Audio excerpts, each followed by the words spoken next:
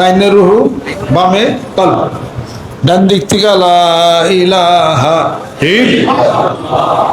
কলবটা হলো মূল। ফি কুলুবিহিম মারাদুন ফাযাদাহুমুল্লাহু মারাদা ওয়ালাহুম আযাবুন আলীমুম বিমা কানু ইয়াকযিবুন। এই কলবের মধ্যে রূপ, অসুখ বিসুখ বাসা বাঁধছে।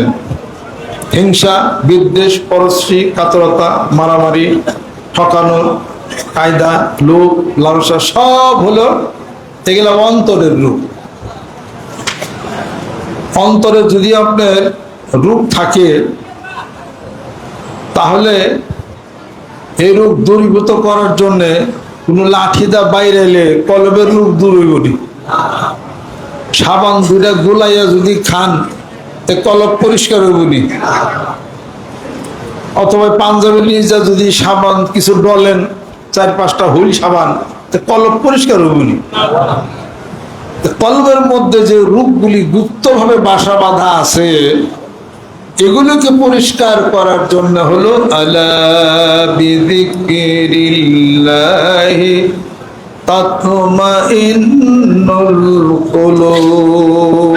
সাবধান হয়ে যাও, আমি আল্লাহর জিকিরে তোমার কলব পরিষ্কার। জিকির বেশি বেশি, সুবহানাল্লাহ, আলহামদুলিল্লাহ, আল্লাহু আকবার, লা ইলাহা ইল্লাল্লাহ। এই কথার মধ্যে কোনো শিরক বেদাত কিছু আছে? আসেনি? জিকির কি কোনো দরবারের, কোনো পীরের, কোনো নেতার? আল্লাহ। আপনি জিকির করবেন, জিকিরের